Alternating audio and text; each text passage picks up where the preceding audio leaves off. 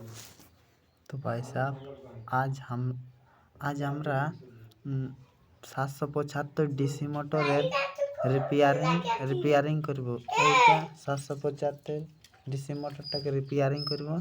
মানে বহুত জং লাগে গেছে এর ভিতরের মধ্যে। দেখবে তোমরা এই খুলছি, এই দেখো যেমন এই মোটরের মধ্যে এটাতে বহুত জং লেগেছে। এটা আমাদের সিরিজ পেপার, যাকে বললে সিরিজ পেপার মাজা হয়, জং লাগে সেটা দিয়ে মাজবো আমরা। এটাকে পুরো ক্লিন করব, তারপরে আমরা ফিরসে সেট আপ করবো, মানে ফিরসে সেট করব আর দেখবো কেমন স্পিডে চলছে। তো এটা আমরা মাজছি এখন। জাস্ট এইটাকে পুরো ভালোভাবে ক্লিন করতে হবে, তারপরে ঘুরে সেট করতে হবে। তারপরে স্পিডটা তোমরা দেখবে পাওয়ারফুল কত আছে, কারণ এটা আমাদের পুরা কপার কয়েলের। এরপর আমরা একটু পেট্রোল দিয়ে মাজবো, পেট্রোল দিয়ে একটু ক্লিন করবো এটাকে। এই দেখ পেট্রোল দিচ্ছি আমরা, এটাকে এর উপরটা পেট্রোল দিচ্ছি, তাহলে ভালো ক্লিন হবে। আর এইটা আমরা 775 ডিসি মোটর পাওয়ারফুলটা বটে।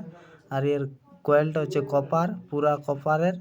আর স্পিডটা খুব ভালো দেয়, দেখো পুরা 12 ভোল্ট লেয়। এই দেখো ক্লিন করছি আমরা। এটাকে ক্লিন করা হয়ে গেলে তোমরা দেখতে পাবে আমি এটাকে নিজে কয়েল বানিয়েছি ইয়ার। এই দেখো বাঁধাটা, হ্যাঁ এই দেখো এটা জাস্ট টুকু বুশ খারাপ আছে। এর বুশ খারাপ হয়েছে, দেখতেই পাচ্ছ দুটাই বুশ ঢের পুরান হয়ে গেছে, তো খুলি হয়েছে। তার জন্য বুশলাটুকু আড়ে হয়ে গেছে। আড়ে হয়ে যাওয়ার কারণে বুশটা এটুকু টেপর করে দেয়। টেপর করার জন্য ঘুরাতে পারে না। এবার আমরা বিনা বুশ দিয়ে চেক করবো। বিনা বুশ দিয়ে দেখবে তোমরা কত স্পিডে ঘুরবে, তারপরে বুঝতে পারবে পাওয়ারফুলটা ইয়ার। বুশ দিলি বাইরে এক সাইডের বুশ আছে, ডাইরেক্টলি ছুয়াবো, ডাইরেক্টলি সাপ্লাই দেবো। তারপরে দেখতে হবে ডাইরেক্টলি সাপ্লাই দিব তো কী হবে। স্পিডটা দেখবে তোমরা পাওয়ারফুলটা, কীভাবে এটা ইউজ ব্যবহার হয় দেখো। এবারে স্পিডটা দেখো পাওয়ারফুলটাই আলাদা ইয়ার, স্পিডটাই আলাদা। স্পিডটাই কারণ এটা পুরা কপার কোয়েল, আর এটা নিজের ঘরে বাঁধেছি। আমাদের এই মোটরটা খোলা হয়েছে, তার জন্য আমাদের দুটাই বুশ খারাপ হয়ে গেছে।